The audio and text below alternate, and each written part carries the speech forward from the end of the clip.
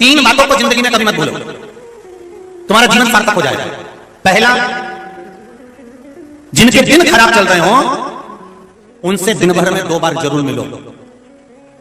दुनिया क्या करती है, जिनके दिन खराब हो जाते हैं, जिनका समय खराब चालू हो जाता है, दुनिया उनसे जम के बोलो जरा दूर हटती है।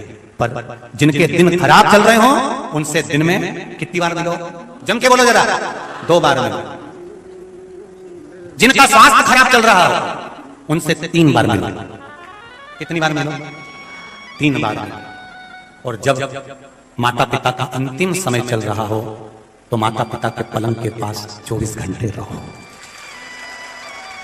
24 घंटे माता पिता की सेवा में हर पल खड़े। ये सीखना है हमको द्रौपदी के चरित्र से।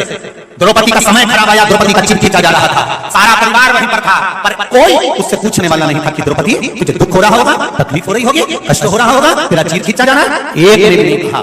पर शिव महापुराण की कथा कहती है जब किसी का बेकार समय आए, दुख की घड़ी आए, तब उसके दिन जब बेकार चल रहे हो तो 2 बार जरूर मिलो। क्योंकि शिव महापुराण की कथा कहती है एक ना एक दिन घोड़े के भी दिन फिर जाते हैं, तो उसके दुख के दिन जब जाएंगे, अच्छे दिन जब आएंगे, अच्छे दिन जब आएंगे, तब वो तुम्हें याद करेगा कि मेरी चाची ने मेरा साथ दिया था, मेरी काकी ने मेरा साथ दिया था, मेरे काका जी ने, मेरे चाचा जी ने, मेरी बुआ जी ने, मेरे पिता जी ने, मेरे मामा जी ने मेरा साथ दिया था। अर्थात दुख की घड़ी में 2 बार, तकलीफ के समय पर 2 बार अवश्य मिलो। और जाकर तुम धन भले मत दो, पैसा भले मत दो, तुम्हारा घर का कोई सामान मत दो, और उसको बिल पावत पूरी दो। क्यों चिंता करती है? 1 लोटा जल तो चढ़ा, शिव जी का भजन तो कर, शंकर जी को 1 लोटा जल चढ़ाना तो चालू कर। आज नहीं तो कल, कल नहीं तो परसों, 1 साल में नहीं तो 2 साल में, 3 साल में विश्वनाथ हाथ को पकड़ेगा। क्यों चिंता करती है? पकड़ उसको, अवश्य पहुंचिए बाबा की। महाराज जब दुख की घड़ी हो, कष्ट की घड़ी हो, किसी के साथ में अगर कुछ दुख आया है तो शिव महापुराण की कथा कहती है उससे कितनी बार मिलना, जम के बोलो जरा 2 बार जरूर मिलो। उससे मुंह मत चुराओ, उससे दूर मत भागो, उसका बील पावर मजबूत करो। क्यों चिंता करती है? क्यों टेंशन लेती है? बेटा है मेरा देवती देव महादेव, विश्वास रखना एक ना एक दिन समय ऐसा आता है कि पलट कर ही मानता है। मेरे बाबा के हाथ में खोचा रखा हुआ है, झारा रखा हुआ है, कब पलट देगा, नीचे से ऊपर लाकर छोड़ देगा, ये उसके हाथ में। दुख की घड़ी किसी की है तो 2 बार जरूर मिलो। किसी का स्वास्थ्य खराब है तो बोलो जम के जरा, जम के बोलो 3 बार अवश्य मिलो। और जब माता पिता का अंत समय है, प्राण छूटने का समय आ गया है, लग रहा है कि अब इनका शरीर साथ नहीं दे रहा, इनको किसी की जरूरत नहीं, केवल दुआ की जरूरत है, और अब डॉक्टर ने भी हाथ छोड़ दिए हैं, तब माता पिता की सेवा में 24 घंटे लग जाओ। क्यों? उसका एक कारण शास्त्र कहता है, जो बुजुर्ग माता पिता प्राण त्यागते हैं और उनकी सेवा में जो लगा रहता है, जब जीवन की घड़ी बढ़ती चली जाती है, समय निकलते चले जाता है, और जब तुम बूढ़े हो गए तो तुम्हें किसी की जरूरत नहीं पड़ेगी, भगवान तुम्हारी खटिया के पास 24 घंटे देने वाला। 24 समय बड़ा। कई लोग कहते हैं हमारे माता पिता बड़े बेकार हैं, कोई कहता है हमारे माता पिता ऐसे हैं, पक्षपात करते हैं, हमारे माता पिता के साथ हमें नहीं रहना, हमें तो अलग होना है, अब भी अलग होना है। रोज अपने माता पिता के पास जाकर कहते मुझे अलग कर दो, अलग कर दो, अलग कर दो। प्रतिदिन कहते हैं, वो भेद करते हैं, वो अपशब्द कहते हैं, ताने देते हैं, आप क्या बोलते हैं? बोले केला खाया है? अरे बोलो तो सही, केला देखा है, खाया है?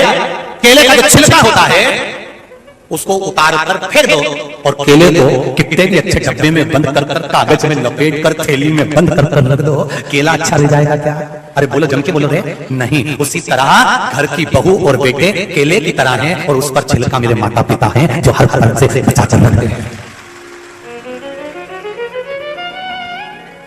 छिलका काला हो गया, छिलका बेकार हो गया, पर केला अंदर से बेकार नहीं हुआ। माता पिता भी बूढ़े हो गए, बुजुर्ग हो गए, शरीर बेकार हो गया, बोलने की आदत हो गई, सुनना नहीं पड़ता, आंखों से देखना नहीं पड़ता, जरा जरा सी देर में माता पिता चिल्ला देते हैं और बहू और बेटे को गुस्सा आ जाता है। समझो कि ये छिलका बेकार क्यों हुआ? अंदर के केले को सही रखने के लिए छिलका खुद बेकार हो गया, माता पिता खुद बूढ़े हो गए केवल तुम्हें संभालने के चक्कर में, केवल तुम्हें संभालने के चक्कर में माता पिता बूढ़े हो गए। छिलका बेकार हो गया, छिलका खराब हो गया।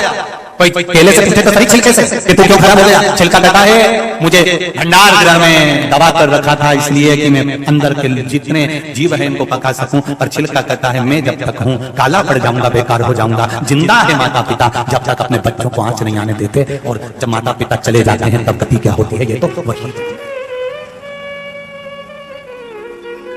गति वही।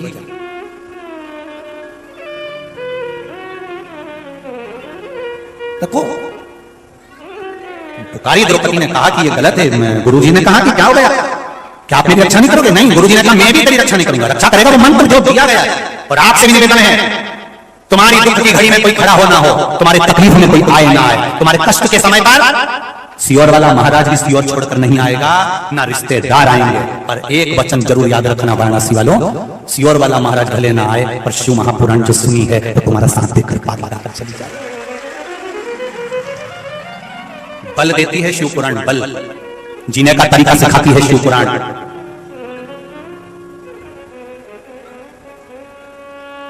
जीने का तरीका सिखाती है शिव पुराण, बल प्रदान करती है शिव पुराण। जब दुख की घड़ी आए, थोड़ी देर के लिए मोबाइल चालू करना और शिव पुराण निकाल लेना, और शिव पुराण निकालकर कोई सी भी शिव पुराण निकालकर आधा घंटा के लिए सुन लेना कि नींद में अभी आधा घंटा सुन के उसमें कुछ ना कुछ निकलेगा जरूर, और तुम्हारा मार्ग निश्चित होगा। ये निश्चित था। कल कथा में कहा था वक्ता वही होता है जो श्रोता का वक्त बदल देता।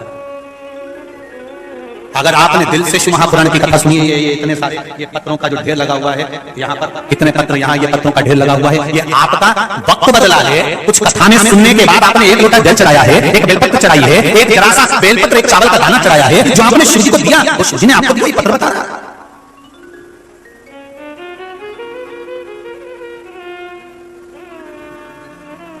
ये पत्र निश्चित कर रहा है आपका विश्वास शिव बढ़ा रहा है। महाराज तीन चीजें अपने जीवन में उतार कर रखना बुरे वक्त में, 2 बार जरूर मिले। कभी भी वक्त बदल सकता है उसका, ठिठोली नहीं करना है, उस पर हंसना नहीं है। तारकासुर गया, द्रौपदी का जो चीर खींचा गया, गुरु द्रोणाचार्य ने कह दिया मंत्र का जाप कर, कोई साथ नहीं देगा तेरा, पर मंत्र जरूर साथ देगा। आप भी ध्यान रखना, गोस्वामी तुलसीदास बाबा ने, हमारे संतों ने, भगवंतों ने, महंतों ने इस राष्ट्र में, भारत की भूमि पर जो पैदा होने वाले, भारत की भूमि पर जो जन्म लेने वाले, भारत की भूमि पर प्रकट होने वाले संतों ने एक ही बात कही है कि भजन, चित्त, स्मरण, कीर्तन में आपका मन लगाकर रखना, क्योंकि दुख की घड़ी में सब साथ छोड़कर चले जाएंगे, पर भजन तुम्हारा साथ नहीं छोड़ेगा। अंत समय तक वो साथ देने वाला है, अंतिम बिंदु तक साथ देगा। तुम्हें क्या लगता है? एक बार कभी मन में विचार करना, घर में कोई मर जाता है, परिवार में कोई मर जाता है, साग पूरी सब्जी, नुक्की, लड्डू, गुलाब जामुन, दही बड़ा, रायता, ये सब बैठकर खा रहे हैं। जो किसी के मरने पर पूरी सब्जी रायता खा रहे हैं, क्या वो तुम्हारा साथ दे देंगे? अरे बोलो तो सही, तुम भी मरोगे फिर खाने।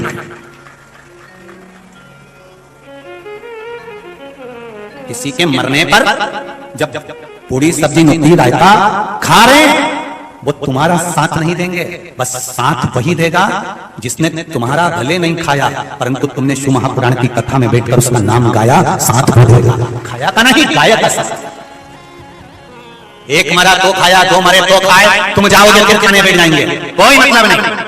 कभी किसी ने आकर, किसी रिश्तेदार ने, मैं तो कहूंगा यहाँ पर उन्होंने, बहन ने लिखा है कि मेरे देवर ने आकर कहा कि शिव महापुराण की कथा रही है, भाभी सुनो तो सही, बेटी को भी सुनाओ, रोना बंद करेगी, उसको कथा सुनाओ, उसके जीवन में दुख आया तो निपटेगा, आप उस कथा तो सुनो, मन हल्का होगा। भाभी उसको भी कथा सुनाओ। ऐसे देवर होना चाहिए, ऐसी देवरानी होना चाहिए, ऐसे जेठ जेठानी होना चाहिए, ऐसी ननद नंदोई होना चाहिए, ऐसी बेटी और दामाद होना चाहिए, ऐसे बेटा और बहू होना चाहिए, ऐसे माता पिता, ऐसे सास ससुर होना चाहिए, जो अपने परिवार वालों से कहें कि शिव महापुराण की कथा रही है, थोड़ी देर सुनो और जीवन कर जाएगा। ऐसा परिवार का सदस्य होना चाहिए। परिवार वालों ने, तो देवर ने ये नहीं कहा कि बेटी पर काम करो कि घुमा कर लिया थोड़ा मन हल्का हो जाएगा, टीवी दिखा लो, फिल्म दिखा लो, मन हल्का हो जाएगा। नहीं, उसने कहा शिव महापुराण की कथा रही है, थोड़ी देर बैठकर सुनो। और एक काम, थोड़ा सा भी जीवन में दुख हुआ, थोड़ी सी तकलीफ आई, थोड़ा सा कष्ट आया, पत्नी को गाड़ी पे बिठाया, चल थोड़ी देर फिल्म देख लेंगे, मन हल्का हो जाएगा। अम्मा कौन सा मन हल्का हुआ? मूंगफली खाया, आधा घंटा टाइम बर्बाद करा, घर पे आके बैठ गया, और आज मेरा मन अच्छा नहीं है, तो मालूम पड़े मदिरा की दुकान पर पहुंच गया। क्यों रे, मन बेकार था तो मदिरा पीना थी कि शिव महापुराण पीना थी?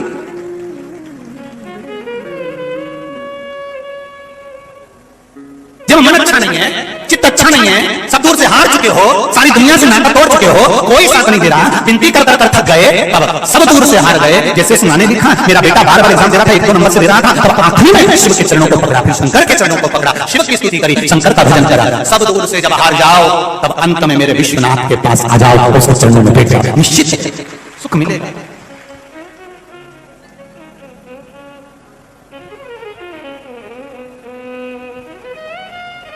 क्यों भटक रहे हो? इतनी दूर दूर से आए हो, गुजरात, राजस्थान, आंध्र प्रदेश, तमिलनाडु, कलकत्ता, कजन ना जाने कहां कहां, बिहार, महाराष्ट्र, मध्य प्रदेश, ना जाने कहां कहां से आए हो, ढेरों की संख्या में अपार जन समुदाय के रूप में।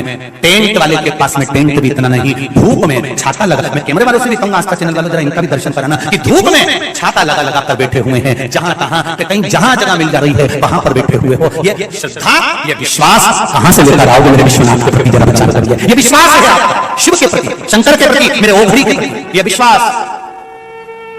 और मेरे विश्वास से इस व्यासपीठ पर विश्वास रखकर हम कह सकते हैं कि तुमने जितना भरोसा शिव महापुराण पर करा है, ये मेरा विश्वास करता है कि शंकर भगवान की झोली भरने में कमी नहीं रखेंगे।